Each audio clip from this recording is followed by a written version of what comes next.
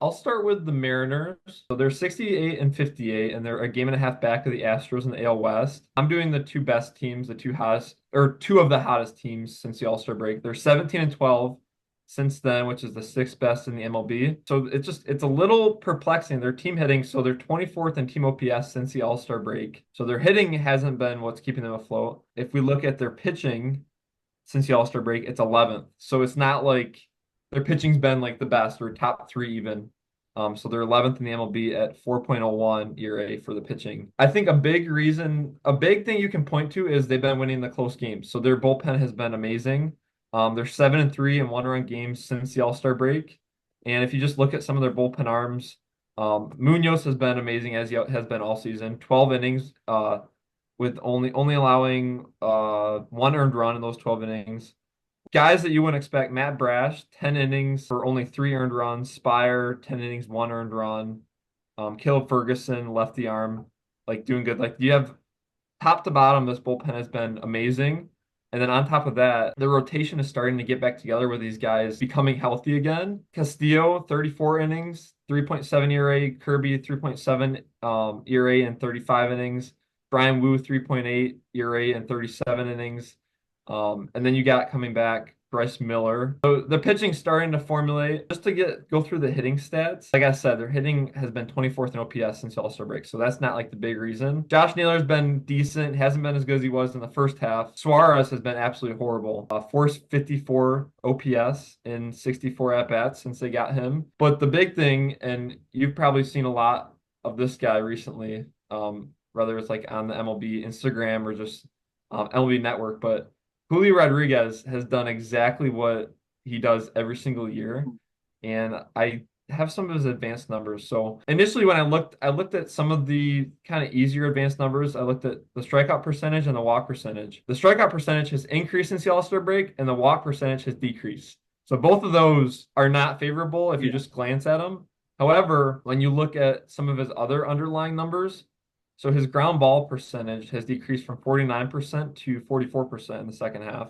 Mm. His fly ball percentage has increased from 34% to 37%. So those are both great things. That's super important. His line drive percentage has increased by 2%. And something interesting I saw was home runs per like foul or fly ball. What it told me was 14% of his fly balls before the All-Star break were home runs. Okay. And then after the All-Star break, 29% of his fly balls were home runs. Wow. Okay. So more than double of his fly balls were home runs in the second half. Another interesting thing. So, well, first of all, his soft hit percentage went from 16% to 10% in the second half. His medium hit percentage went from 47% to 55%. That was the biggest jump. And then his hard hit percentage stayed the same. So what a lot of this told me was between the strikeout percentage getting worse, walk percentage getting worse, he's just being more aggressive and just like finding his pitches.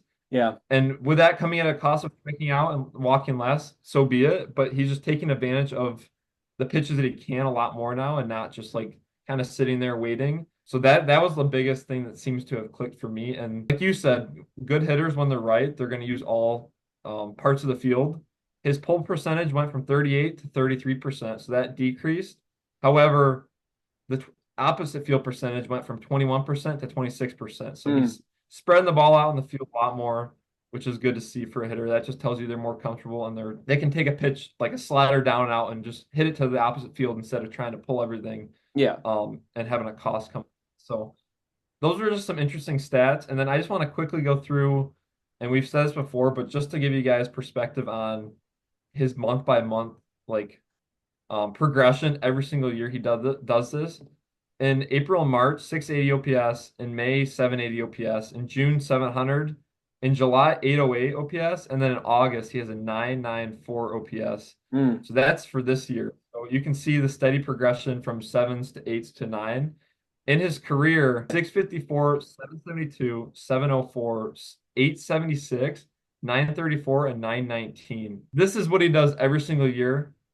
I don't understand why. Like, I don't know if he just takes longer to warm up like some of the guys do, but just something interesting to see. And just he's the one that's really kind of driving this machine along with that bullpen. So those are the two big things that I can point at. The Julio thing, you said it was the fly ball percent home run stat, right?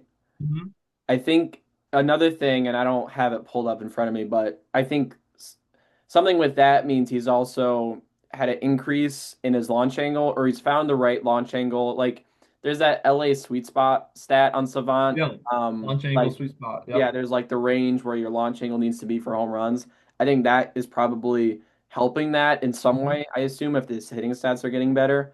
So I think you're right on the hammer there too. It's so crazy. I don't get it if this was going to be every year where it's just like a very just kind of Yeah. mediocre, below average player in the first half, and then he's a superstar in the second half. Like if that's what it is every year, then Mhm. I guess we better just get prepared for that. But it always seems to come at a very opportune time, like it is now for the Mariners, so that's great.